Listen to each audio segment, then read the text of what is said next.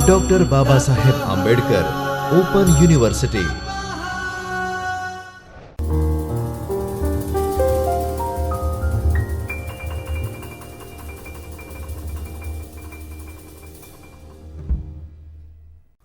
नमस्कार विद्यार्थी मित्रों, doctor Baba Saheb Ambedkar open university के चैतन्य स्टूडियो से इस आभासी कक्षा में मैं प्राध्यापिका पारुल परमार आप सबका हार्दिक स्वागत करती हूँ। आज हम इस कक्षा में TYBA के प्रश्न पत्र 6 हिंदी साहित्य का इतिहास एवं साहित्य परिचय 2 के खंड 6 आधुनिक हिंदी साहित्य की इकाई 18 आधुनिक युगीन परिस्थितियों के बारे में बात करेंगे। पिछले वीडियो में हमने आधुनिक युग का स्वरूप और उसकी स्थिति को जाना तथा उसका नामकरण एवं सीमांकन भी निर्धारित किया। इसके साथ आधुनिक युग की परिस्थितियों में राजनीतिक परिस्थिति के बारे में बात की थी। इस इकाई के दूसरे भाग के वीडियो में हम इसके आगे की परिस्थिति के बारे में बात करेंगे। इस इकाई को पढ़ने के बाद आप आधुनिक युग की विभिन्न परिस्थितियों का विश्लेषण करते हुए राजनीतिक एवं आर्थिक परिवेश की व्याख्या कर सकेंगे। सामाजिक परिस्थितियों की समीक्षा करते हुए कृषक, श्रमिक, जमींदार, पूंजीपति तथा मध्यम वर्गीय समाज का स्वरूप बता सकेंगे। धार्मिक दृष्टि से हो रहे परिवर्तनों के परिप्रेक्ष्य में युगीन पृष्ठभूमि को बता सकेंगे। पूरे राष्ट्र में व्याप्त हो रही आधुनिक सांस्कृतिक चेतना को समझा सकेंगे। आधुनिक युग के प्रादुर्भाव एवं आधुनिकता के स्वरूप को बता सकेंगे तथा आधुनिक हिंदी साहित्य की प्रमुख विशेषताएं बताते हुए साहित्य के सोपानों का परिचय करा सकेंगे। अब राजनीतिक परिस्थिति को जानने के बाद हम आगे करें उसकी परिस्थिति की, तो उसके बाद आती है उसकी आर्थिक परिस्थिति, जिसकी हम बात करें तो भारत मूलतः एक कृषिजीवी देश है और इसकी अधिकतर जनसंख्या ग्रामवासी है। ब्रिटिश शासन के लगभग 200 वर्षों में जनसंख्या के इस अनुपात में अंतर हुआ है और ग्रामों की ओर से नगरों में आबादी का संक्रमण हुआ है। तथापि अंग्रेजी शासन के आरंभ से पूर्व ग्रामीण जनसंख्या का अनुपात और भी अधिक था। भारत के ग्राम आर्थिक में स्वावलंबी और अपने आप में पूर्ण आर्थिक इकाई थे। वे शताब्दियों से उसी स्थिर और अपरिवर्तित रूप में चले जा रहे थे। इस तथ्य का उल्लेख सर चार्ल्स मेटकाफ ने अपने अनुभव के आधार पर किया है और कहा है कि भारत के गांव छोटे छोटे गणतंत्र थे। उनकी अपनी आवश्यकताएं वहीं पूरी हो जाती थी। बाहरी दुनिया से उनका कोई संबंध नहीं था। एक के बाद दूसरा राजवंश आया, उसके बाद उलटफेर हुआ। हिंदू, पठान, मुगल, सिख, मराठों के राज्य बने और बिगड़े, पर गांव वैसे के वैसे ही बने रहे। किंतु इसका अर्थ यह नहीं कि विपन्न थे या जीवन यापन के लिए अनिवार्य साधनों से रहित थे। धरती सबकी संपत्ति थी जो अब आवश्यकताओं की पूर्ति करती थी। कृषक लोग अन्न उपजाते थे और ग्राम की अन्न समस्या का समाधान करते थे। कुम्हार, बढ़ई, लुहार, नाई, धोबी, तेली आदि अपने अपने व्यवसाय से विनियम द्वारा पारस्परिक आवश्यकताओं की पूर्ति करते थे। इसी प्रकार भारतीय नगर भी स्वतः पूर्ण आर्थिक इकाई थे। ग्राम और नगरों का आर्थिक दृष्टि से विशेष संबंध न था। किसी भी देश में नगरों को प्रायः 3 श्रेणियों में देखा जा सकता है। पहला राजनीतिक दृष्टि से, दूसरा व्यापारिक दृष्टि से और तीसरा धार्मिक सांस्कृतिक दृष्टि से महत्वपूर्ण नगर। भारत में भी नगरों की स्थिति यही रही है। जहां ग्रामों में दैनिक उपभोग की सामान्य वस्तुओं का उत्पादन होता था, वहां नगरों में सौंदर्य प्रसाधन बहुमूल्य वस्तुओं का निर्माण होता था। स्वाभाविक रूप से ऐसे पदार्थों का ग्राहक सिर्फ धनी वर्ग था। राजा, नवाब, सामंत, सेठ, साहूकार में नगरों में श्रेष्ठ हस्तलिपियों और कलाकारों द्वारा निर्मित वस्तुओं की खपत होती थी। अनेक प्रकार के रत्नजड़ित आभूषण, हाथीदांत पर मीनाकारी किए हुए विविध पदार्थ, सुंदर रेशमी और बारीक सूती कपड़े आदि इस देश के ऐसे उत्पादन थे जिनके लिए वह विश्व विख्यात था। ढाका की अत्यंत बारीक मलमल अन्य देशों के लिए विस्मय और स्पर्धा की वस्तु थी। भारत उनके लिए सोने की चिड़िया थी। यहाँ की उन्नत हस्तकला से उनकी आंखें चौंधिया गईं। सन 1600 ईस्वी में लंदन के जिन व्यापारियों को रानी एलिजाबेथ से भारत में व्यापार करने की अनुमति मिली थी, वे भारतीय व्यापार से क्रमशः उबते हुए भारत भूमि का दोहन करने लगे। सूरत, भड़ौच, अहमदाबाद, आगरा आदि में उनकी फैक्ट्रियां खुल गई थी। 1661 से 1683 के बीच चार्ल्स द्वितीय से ब्रिटिश ईस्ट इंडिया कंपनी को 5 चार्टर प्राप्त हो चुके थे। अपने व्यापार के माध्यम से अंग्रेजों ने भारतीय अर्थव्यवस्था को चौपट कर शासन को भी हस्तगत कर लिया, जिसकी कल्पना भी उन्होंने पहले नहीं की थी। कंपनी ने अपने सिक्के तक बनाकर चला दिए। प्रारंभ में कंपनी नील, लाख, चीनी, सूत तथा सूती कपड़ों का व्यापार करती थी, किंतु धीरे धीरे उसने मिर्च मसालों, रेशम और रेशमी कपड़ों का व्यापार भी आरंभ कर दिया। इन विदेशी व्यापारियों ने इस देश को अपना हाट बाजार बनाया। यहाँ के उद्योग धंधों और हस्तशिल्प को नष्ट भ्रष्ट करने में कोई कसर नहीं छोड़ी। संयोगवश जो उद्योग धंधे बचे रह गए थे, वे भी धीरे धीरे नई सामाजिक व्यवस्था में दम तोड़ गई। अपने स्वार्थों के लिए इस देश को लूटते और इसके वाणिज्य व्यापार को नष्ट करके देख भारतेंदु हरिश्चंद्र ने ब्रिटिश सरकार के विरोध में कवि वचन सुधा के मार्च 1874 के अंक में तिखी टिप्पणी लिखी थी।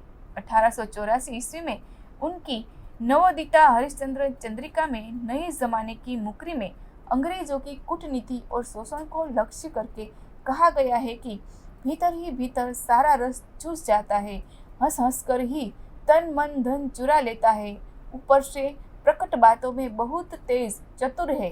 क्यों सखी, क्या वह साजन? साजन यानी कि पति नहीं, वह पति नहीं, अंग्रेज है।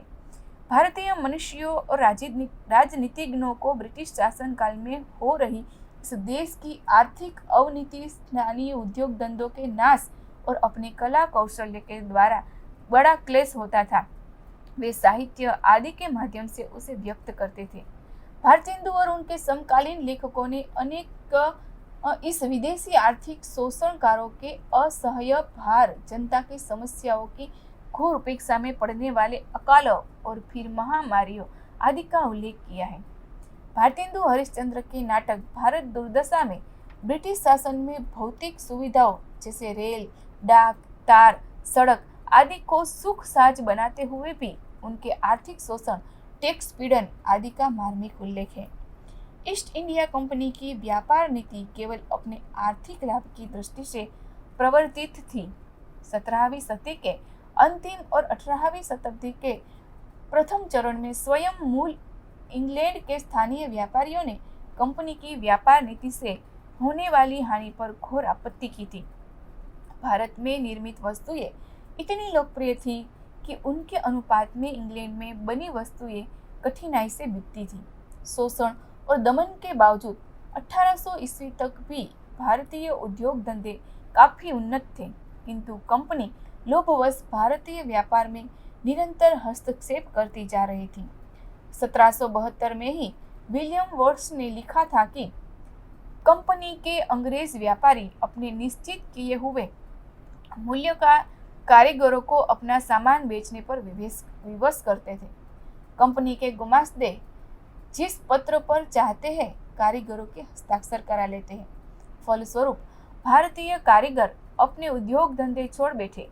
भारत में बुने हुए कपड़ों पर 1813 में 17 से 80% चुंगी कर लगाकर वस्त्र व्यापार को नष्ट प्राय कर दिया। औद्योगिक क्रांति के फलस्वरूप इंग्लैंड में कच्चे माल की बहुत मांग बढ़ी। पराधीनता की इस स्थिति में भारत को अपना बहुत सा कच्चा माल अंग्रेजों को दे देना पड़ता था। इंग्लैंड में उससे उपभोक्ता सामग्री बनने के बाद उसकी खपत के लिए बाजार की आवश्यकता होती थी और वह बाजार पराधीन भारत था। यहाँ यह विदेशी माल 2 गुने 4 गुने मूल्य में बेचा जाता था। विदेशी मुहर लगाकर इस रूपांतरित माल की भारत में इतनी खपत बढ़ी कि जनता ने बंग भंग पर अपना आक्रोश प्रकट करने के लिए विदेशी माल के बहिष्कार और स्वदेशी आंदोलन की नीति अपनाई। अनेक विदेशी आक्रांता भारत आए, युद्ध भी हुए, उनके द्वारा धन संपदा का अपहरण भी हुआ, किंतु अंग्रेजी शासन में सामंतवादी व्यवस्था के बाद उनकी नई पूंजीवादी व्यवस्था में भारत के उद्योग धंधों के चौपट होने से जो आर्थिक विपन्नता और व्यापक निर्धनता आई वह अभूतपूर्व थी। ब्रिटिश शासकों की सहानुभूति भारत के साथ नहीं, अपने देश इंग्लैंड के साथ थी। 1793 में लॉर्ड कॉर्नवालिस द्वारा बंगाल, बिहार और उड़ीसा में जमींदारी प्रथा लागू किए जाने के बाद सामान्य कृषक और जनता की आर्थिक विपत्तियां और बढ़ गई। कालांतर में उत्तर भारत, मध्य भारत और महाराष्ट्र के कुछ भागों में भी जमींदारी प्रथा आरंभ कर दी गई। 1820 में सर थॉमसन द्वारा इस्तेमारी बंदोबस्त लागू किए जाने के परिणाम स्वरूप भूमि व्यक्तिगत संपत्ति बन गई। इससे भालगजारी, लगान और उनकी मनमानी दरें बढ़ना, किसानों का महाजना आदि अन्यायकारी परिणाम सामने आए। 1770 में बंगाल में भीषण काल पड़ा। लगभग 1/3 जनसंख्या काल कवलित हो गई, किंतु भूमि के लगान में वृद्धि फिर भी होती रही। ब्रिटिश कंपनी ने व्यापार ही नहीं, भारत में अपने शासन की स्थापना के लिए जो अनेक युद्ध किए, उन यहाँ की अर्थव्यवस्था पर बहुत घातक प्रभाव पड़ा। 1857 की क्रांति के प्रमुख कारण में एक कारण देश का अर्थ संकट भी था, जिसके बहुत कुछ उत्तरदायी अंग्रेज व्यापारी थे। कंपनी के शासन के बाद सीधे इंग्लैंड के क्राउन के शासन में आने पर भी इस देश की आर्थिक स्थिति में निरंतर ह्रास ही हुआ। अकालों की एक लंबी श्रृंखला ही शुरू हो गई। 1860 में पश्चिमोत्तर प्रांत में, 1866-67 में कलकत्ता, उड़ीसा से मद्रास के पूर्व समुद्र तटीय भारत में, पंजाब, राजस्थान, पश्चिमोत्तर प्रांत में 1873 में बिहार में अकाल पड़ा।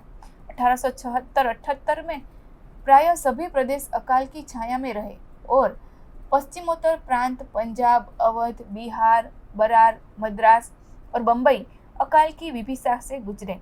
1891 में आंकड़े लिए गए कि देश की 61% जनता खेती पर आश्रित है, तथापि ब्रिटिश सरकार ने कृषि की उपज बढ़ाने की ओर कोई ध्यान नहीं दिया। इसी सन 1896 से 1911 तक की अवधि देश के लिए बड़ी विपत्तिपूर्ण रही। देश के अनेक भागों में चूहों से फैलने वाली व्याधि, प्लेग का प्रकोप और अकाल का प्राणांतक संकट छा गया था। ब्रिटिश सरकार की शिथिलता ने जनता के मन में घोर आक्रोश भर दिया और सरकार की बड़ी निंदा की गई। अंग्रेजों की नई जटिल अर्थव्यवस्था में न्याय दुर्लभ हो गया। ग्राम पंचायतों का स्थान बड़ी कचहरियों ने ले लिया था। इस आर्थिक परिस्थिति का एक दूसरा पक्ष भी रहा। भारतीय समाज को इन परिस्थितियों से गुजरने के कारण सहज रूप से विकास की दिशा प्राप्त हुई। डॉक्टर नगेंद्र का यह मत सुविचारित है कि बहुत से शहरी उद्योग भी अंग्रेजों की कृपा से काल कवलित हो गए, फिर भी पुरानी अर्थव्यवस्था के स्थान पर जिस नई अर्थव्यवस्था को लागू किया गया, उससे अनजाने ही ऐतिहासिक विकास की अनिवार्य प्रक्रिया के फलस्वरूप भारतीय समाज विकास की ओर अग्रसर हुआ। गांवों की जड़ता टूटी, गांव दूसरे गांव और शहर के संपर्क में आने के लिए बाध्य हुए। घेरे में बंधी हुई अर्थव्यवस्था राष्ट्रोन्मुखी हो चली। जो देश केवल धार्मिक एकता में बंधा हुआ था, वह राष्ट्रीय एकता के प्रति जागरूक होने लगा। दूसरी ओर जाति प्रथा आर्थिक वर्गों में बदलने लगी। उच्च वर्ग और श्रमिक वर्ग के अतिरिक्त एक नए मध्यम वर्ग का उदय हुआ। इस देश में इस वर्ग की भूमिका ही सबसे अधिक क्रांतिकारी कही जाएगी। तो हमने यह आधुनिक काल की आर्थिक परिस्थिति को जाना और समझा। अब हम आधुनिक युग की विभिन्न सामाजिक परिस्थितियों के बारे में बात करें तो ब्रिटिश शासन से पूर्व भारतीय समाज का जो रूप था, वह उसने हजारों वर्षों की अपनी समन्वय प्रधान संस्कृति से प्राप्त किया था। प्राचीन भारतीय साहित्य से पता चलता है कि भारत ने अपने उदार चिंतन से किरात, हूण, आंध्र, पुलिंद, पुलकस, आभीर, कंक, यवन, खस, पारसिक आदि जातियों को आत्मसात कर लिया था। भारतीय समाज के स्वरूप में जो कुछ थोड़ा बहुत परिवर्तन प्रभाव आगे चलकर दिखाई दिया वह 8वीं सदी में इस्लाम के प्रवेश से हुआ था। किंतु जैसा पहले संकेत किया जा चुका है कि ईसाई धर्मावलंबी पाश्चात्य जातियां आधुनिक विज्ञान और उसके उपकरण लेकर भारत में आई, साथ ही उनकी भाषा भी भौतिक ज्ञान और भौतिक समृद्धि का आकर्षक वाहन बनकर इस समाज के सामने खड़ी थी। यह धर्म और अध्यात्म प्रधान भारतीय समाज के लिए एक नितांत नया अनुभव था, एक नया झटका मानो इस शांत, स्थिर और गतिशील समाज को लगा, जिसने इसके चिंतन और जीव पद्धति को काफी व्यापकता और गहराई से प्रभावित किया। अंग्रेजी राज्य पूर्णतया स्थापित हो चुका था। मेकाले जैसे कूटनीतिज्ञों का विचार था कि यदि इस देश में अंग्रेजी भाषा छा जाएगी तो अंग्रेजी शासकों की सब समस्याएं हल हो जाएगी और वे अपने मंतव्यों में पूर्णतया सफल हो जाएंगे। विलियम बेटिंग की काउंसिलिंग के 2 सदस्यों विल्सन और मेकाले में भारतीय समाज को शिक्षित करने के माध्यम और पाठ्य सामग्री के संबंध में मतभेद था। विल्सन संस्कृत और भारतीय भाषाओं के माध्यम और पाठ्य सामग्री का पक्षधर था और मेकाले अंग्रेजी भाषा के माध्यम और अंग्रेजी साहित्य का पक्षधर था। अंततः मेकाले की दूरदर्शिनी कूटनीति सफल हुई। ब्रिटिश सरकार को अपना सारा कामकाज चलाने के लिए सस्ते क्लर्कों की आवश्यकता थी। उसने भारतीयों को अंग्रेजी सिखा देना और कंपनी में छोटी मोटी नौकरी देना आरंभ कर दिया।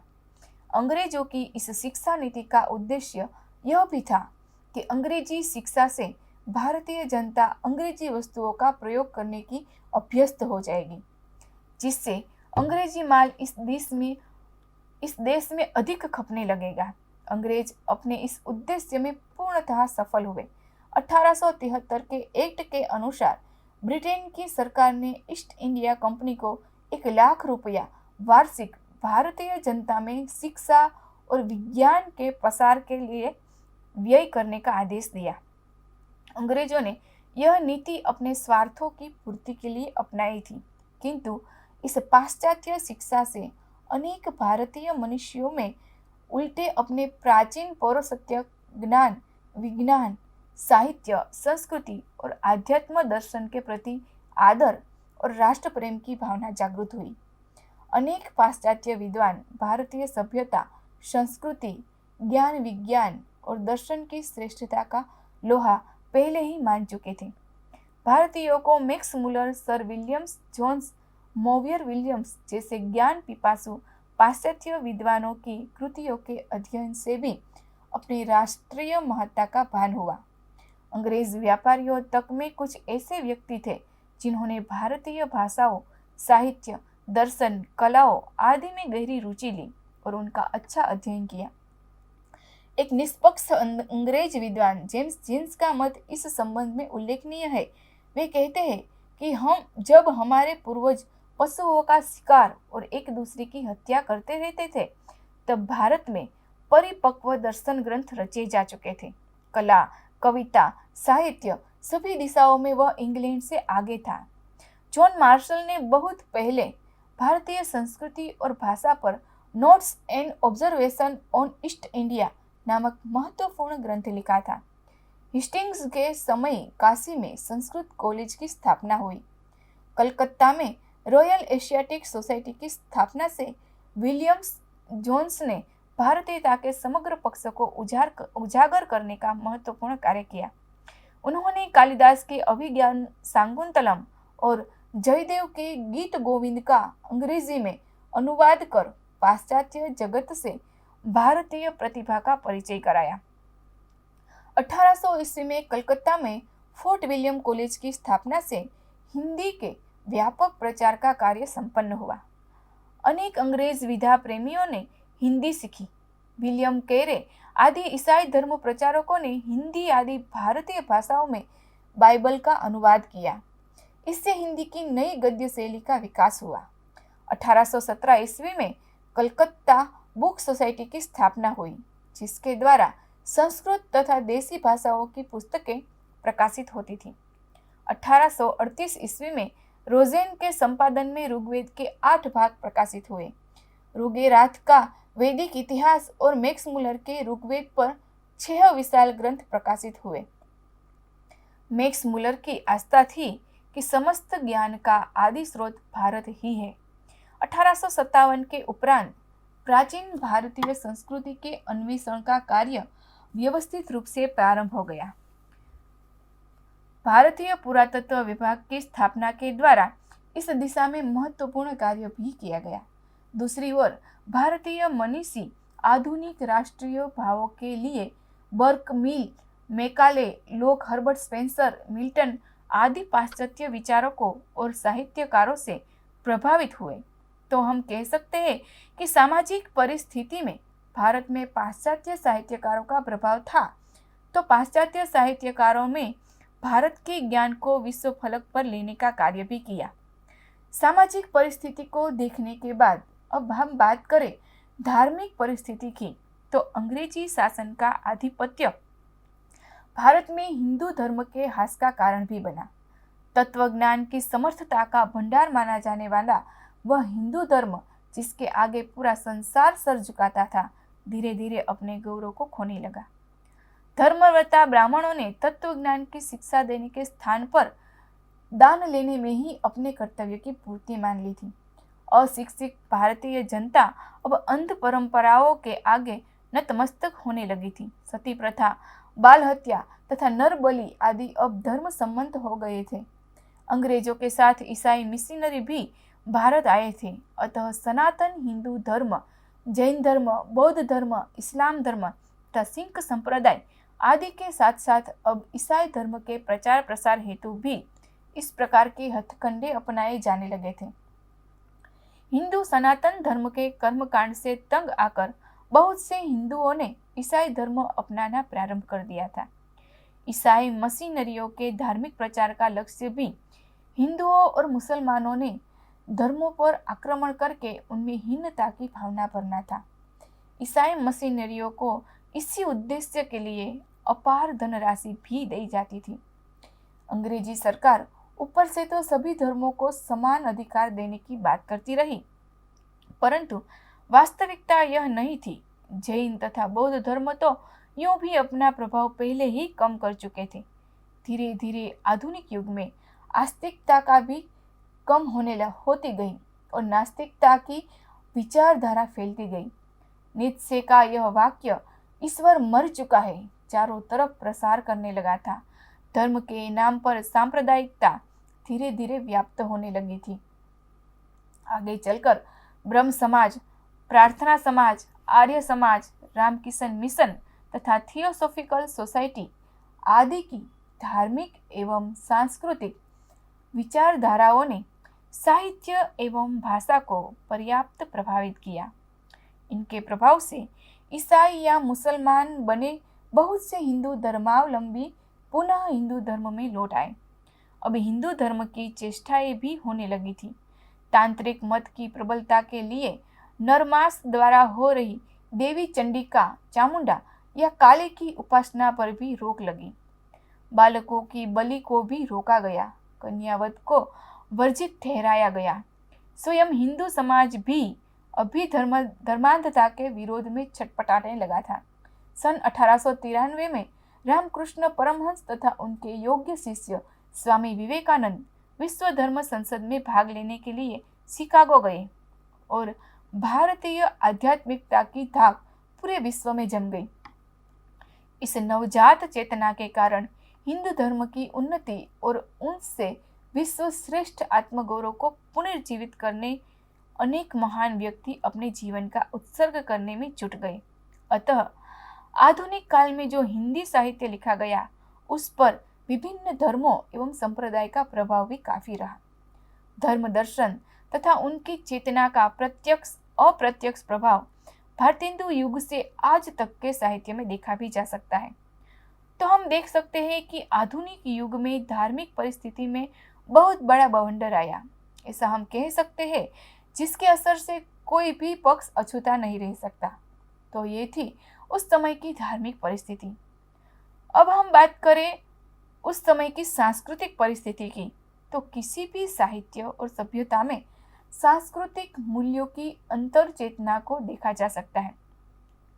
आधुनिक युग के इस परिवेश में ब्रिटिश जाति के भारत में सत्तारूढ़ हो जाने के परिणाम स्वरूप भारतीय एवं यूरोपीय संस्कृति के संघर्ष को देखा जा सकता है।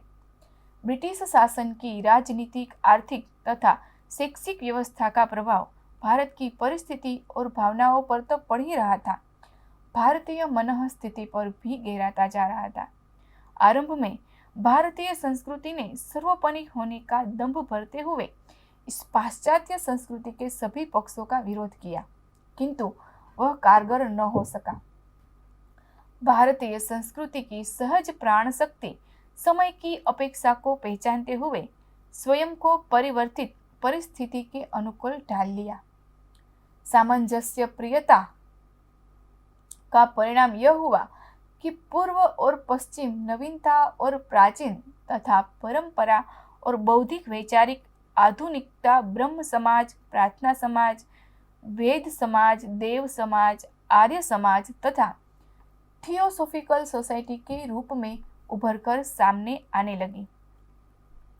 हमने आध्यात्मिकता के क्षेत्र में तो स्वयं को समृद्ध माना, परंतु इतिहास, समाज सुधार, राजतंत्र, विज्ञान, उद्योग, अर्थनीति तथा शिक्षा आदि क्षेत्रों में हम यूरोपीय संस्कृति की ओर झुके नहीं, धीरे धीरे रंगते भी चले गए।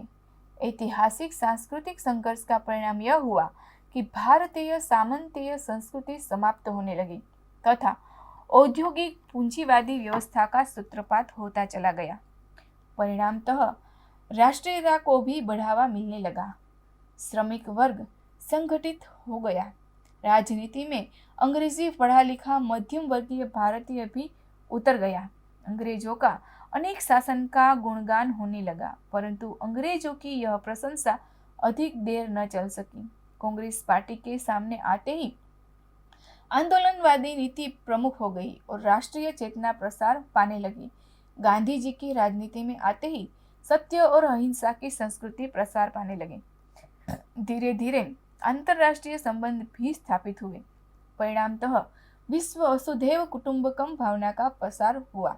मानवतावाद का उदय तथा साम्राज्यवाद का विरोध भी खुलकर होने लगा था। अतः सांस्कृतिक जागरण की दृष्टि से भी यह युग अत्यंत महत्वपूर्ण युग कहा जा सकता है। अतीत के माध्यम से वर्तमान समस्याओं को पुराख्यानों, पूरा संदर्भों तथा ऐतिहासिक पात्रों या चरित्रों का गुणगान साहित्य में भी होने लगा। सांस्कृतिक चेतना साहित्य में ढलने लगी। परस्पर आदान प्रदान से संस्कृति का स्वरूप बदला अवश्य, परंतु उसके मूलभूत मूल्यों से जनतांत्रिक भावनाओं को विकास ही मिलता रहा। आधुनिक युग में राजनीतिक, सामाजिक, धार्मिक, सांस्कृतिक आदि परिस्थितियों में बहुत बड़ा संघर्ष देख सकते हैं, जिसका प्रभाव हमारे साहित्य में भी देख सकते हैं। तो ये थी हिंदी के आधुनिक काल की परिस्थितियाँ, जिसमें हमारा हिंदी के आधुनिक काल का साहित्य रचा गया। यहाँ पर हम पेपर 6 की इकाई 18 के दूसरे भाग के साथ यह इकाई पूर्ण करते हैं। तो फिर मिलेंगे एक नई इकाई के साथ और उसका विवेचन करेंगे, उसके बारे में बात करेंगे। तब तक के लिए धन्यवाद।